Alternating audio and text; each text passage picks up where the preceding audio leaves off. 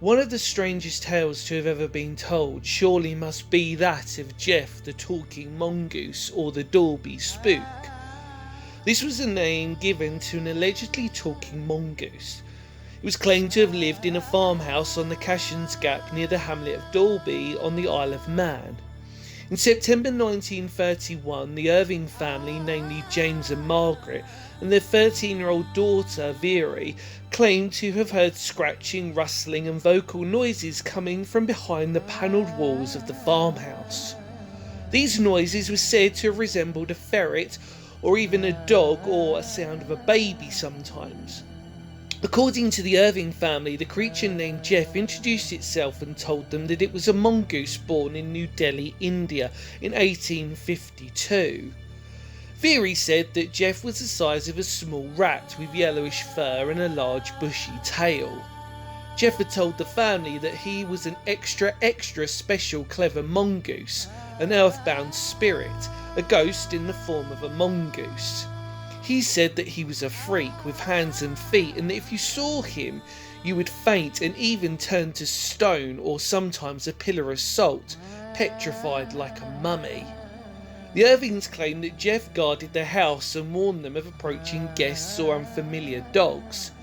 If they overslept, he would wake them and even rid the house of mice by taking the role of a cat and scare them away rather than killing them, and then sometimes putting them out on the stove at night if they had forgotten to do so.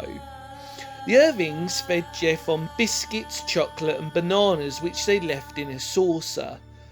GEF took them when no one was looking. GEF also accompanied the Irvings to the market, but always stayed on the other side of the hedge, chatting incessantly. When the story broke in the tabloid press, journalists flocked to the island to catch a glimpse of GEF, to no avail. Some people claimed to hear GEF's voice, and 2 people claimed to have even seen him, but physical evidence was lacking. Footprints, hair and stains on the wall claiming to be from GEF were identified to be belonging to the Irving's dog. Even some photos were claimed to be of GEF, but unfortunately never proved. Margaret and Veery Irving left their home in 1945 after the death of James Irving, and they sold the farmhouse at a loss due to it being haunted. In 1946, the actor Leslie Graham bought the farm and told the press that he had shot and killed GEF. The body displayed as GEF was black and white and much larger than that of the mongoose. Veery was certain it was not GEF, but sadly Veery died in 2005, and in an interview published late in life, Veery maintained that GEF was not of her creation. In 1935, Richard S. Lambert and his friend the paranormal investigator Harry Price went to the Isle of Mann to investigate the case and produced a book, namely The Haunting of Cashin's Gap. They reported the story objectively and avoided saying that they believed in the story of GEF. A hair from the alleged mongoose was sent to Julian Huxley and then sent to naturalist F. Martin Duncan, who identified it as a dog hair, suspected to belong to the Irving sheepdog Mona. Paw prints and supposed tooth marks were sent to Reginald Pocock of the Natural History Museum. Pocock could not match them to any known animal and conceded that one of them might have actually been that of the dog, but none of the markings had been made by the mongoose.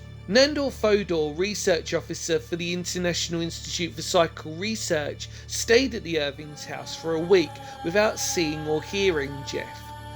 Fodor did not believe that deliberate deception had occurred and moulded a complex psychological theory to explain GEF based on the split-off part of Jim Irving's personality.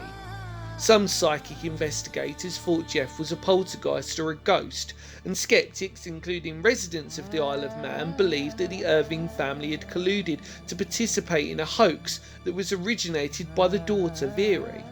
Reports from the Isle of Mann wrote that he'd actually caught the girl making noises, and her father tried to convince him that the sound came from somewhere else. Researchers suspected Veery of using ventriloquism and other tricks. So, the extra clever mongoose, was it imaginary, or was it actually even created by the Irvings themselves from their extra clever daughter? Either way, it proves it's a fascinating story and one that will hopefully live long in the memory as proof of maybe one of the greatest hoaxes ever told.